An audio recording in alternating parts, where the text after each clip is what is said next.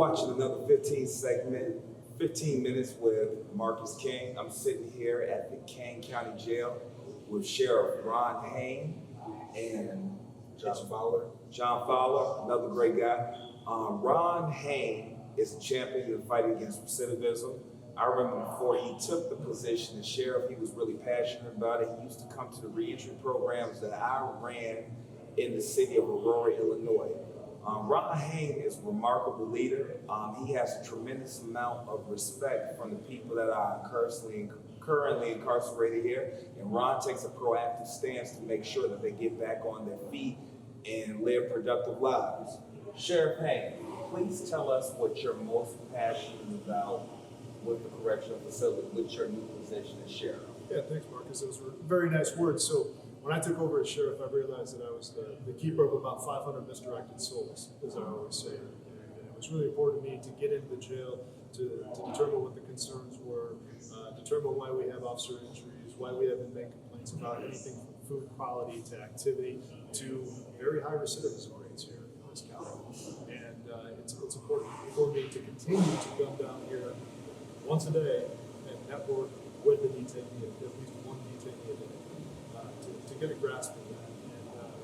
And again, the realization that these are 500 people who, through the majority of their life, if not their entire life, had very poor or low or no opportunities provided. So it's my mission that while they're with us, that I work to provide them with any and all opportunities we possibly can, so they don't recidivize. What percentage of your inmates would you say are going home versus the one that will have to go to, versus the ones that will have to go to a state correctional facility? So we have about over 500 average inmates. About 50 of them are 50 to 75 are sentenced inmates. So the rest are pretrial, awaiting a trial, much like John's pretrial as well.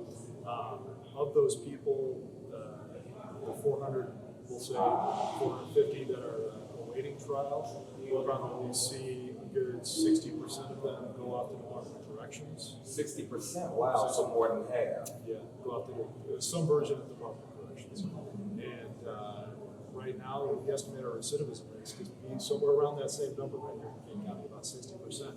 And the whole bottom line is, they're all, unless we have somebody who's convicted of murder and sentenced to life, which is very rare, they're all going to come back to the community. They're all going to come back here, and what we do or don't do inside this jail is going to have a direct impact on safety in the community. That's why one of the reasons when I ran my statewide reentry program, that's one of the reasons why I always appreciated you when you did show up to the event. And that's another reason when you were running for sheriff, I really felt like you deserved to be sheriff, because too many people put a focus on lock them up. You know, when people think about corrections, it's unfortunate, they only see handcuffs and bars. But you, on the other hand, you saw the reentry side, you saw the workforce development, you saw primary socialization as well as secondary socialization, and you believe in second chances. Mr. Fowler, if you were able to go ahead and go home like right now, from the services, no, be serious. From the services, from the reentry, because I know the sheriff, he's put together his own reentry program for you all. What services do you think are most valuable, and what would you be more likely to utilize? I mean, since the sheriff brought the diversion program into the jail, there's been so many opportunities. You know, he's set it up to where I have a job in the barbershop when I get out.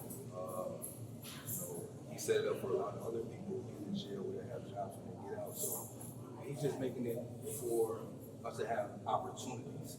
The support system that the sheriff has here, he always tells us, if we're going to come back to the jail, come in the front door. You know, so the opportunity, don't come in the back door. So the opportunity is there. It's just for us to take the initiative to move forward and take advantage of the opportunities that are there. Right, okay. So how long have you been? I've been here for 22 months. 22 months? Yeah, it's been a good while. So when's the trial coming up? It's not set for trial yet. Just still going through the motions. You know, it's still fighting the injustice. Mm-hmm. But definitely, diversion programs, you think those are definitely helpful? Absolutely, absolutely. The Lighthouse Drug Treatment Program at the Sheriff Ron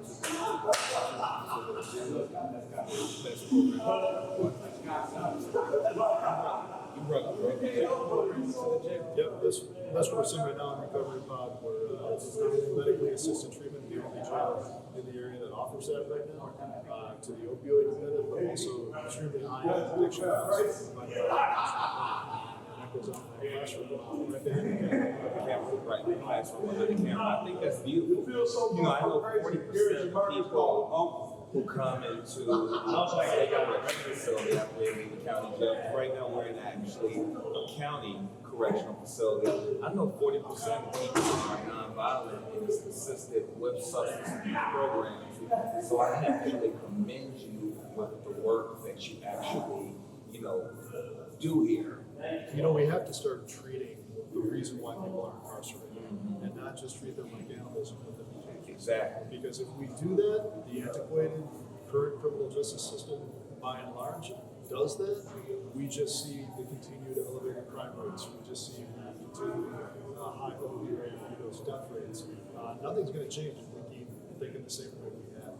So that's why it's such a focus here to really treat the person and try and set them up better. Not to focus on your case, you probably can't talk about it at all. It's not my interest to ask a lot more. But again, leaning back to the question of, from the programs that the sheriffs have and different things that you learn. If you were able to be like the police today, like what did you pick up in here that you could bring to the community? You got time for all that? Give me two things. I mean, two things.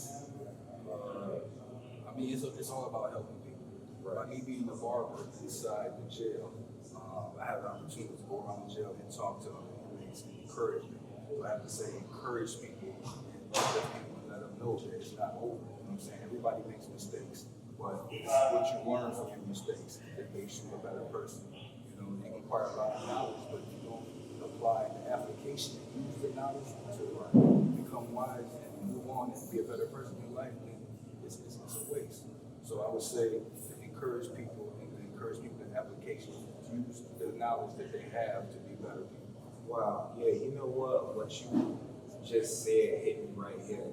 That's definitely real.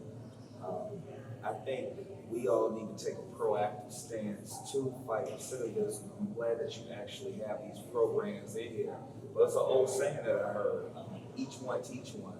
And I think it's great that you can use your wisdom, the time that you've been in here, to reach back and help the other one. Because I know you definitely have some younger inmates in here. And it took you probably closer in age to me, so you've been down the road. And it's like now, with a clear conscience, for me having to work at the state side, the Illinois Department of Corrections, I've seen people take advantage of programs like you have, and especially when they recidivate and done, different amounts of time. In my state where you're at, I feel like you're at a point where you legitimately just want to give back and help other people. And I hope that you are given the opportunity to give back, and at the same time too, while the sheriff has all these programs in the facility, because I did work with him when I was with the state, like he was very involved in some of the I hope you give him the opportunity to still give you as much as he can while you're still here. Eventually, when you do go free, because I know he's passionate about working with people, because we don't use the term convicts, it's returning citizens.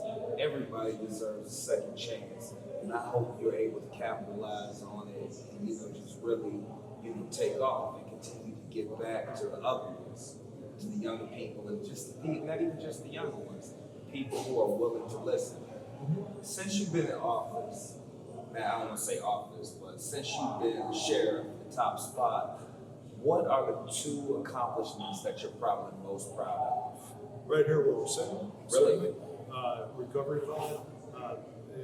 And that's going to bleed into, I'm going to stay on this topic. It's the whole reason, Marcus, why I brought you down to jail for the interview, is I've advocated, I've gone to the court, and I've advocated on behalf of our detainees for, reduced bond or change of mind in sentencing or a reduction of charges, and to have a sheriff walk in front of the judge and speak on behalf of somebody sitting in Right. jail, it's a mindset change. And I get a lot of weird looks, but here's the thing, again, we have to start treating these people like people.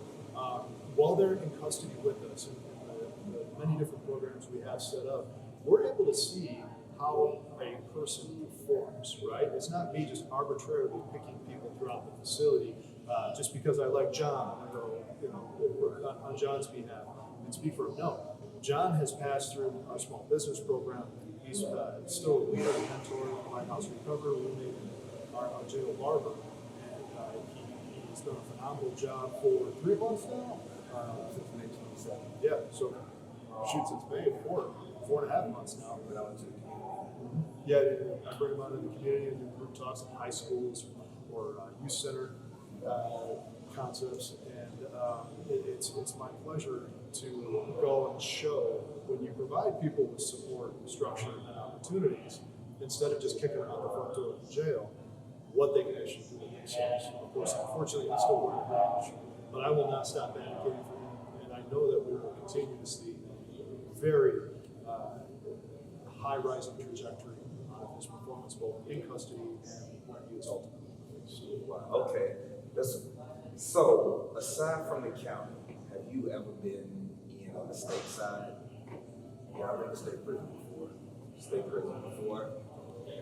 From a county perspective, how different is the contrast, in your opinion, from state to county? I mean, the county is a little more confined. In the state prison, you get a little more freedom. You can go outside, and you get a little more socialized with your family, as opposed to in here you're just kind of confined. Right.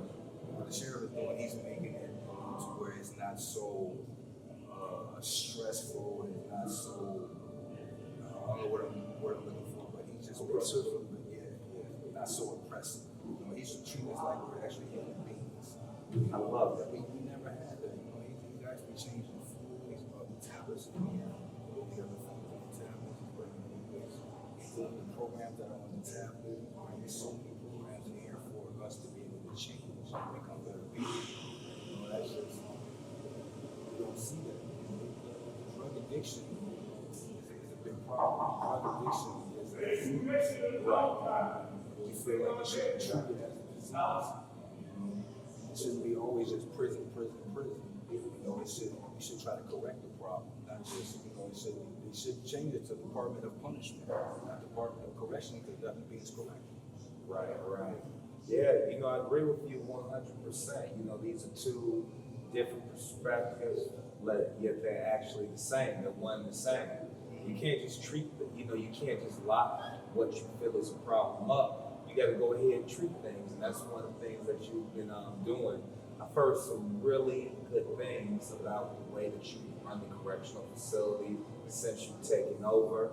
I really do believe that you are a champion in the fight against recidivism. And I hope things work out for you, because one thing for a sheriff to go in and advocate on behalf of someone and put their reputation on the line, that means that he sees a lot in you and he thinks highly of you.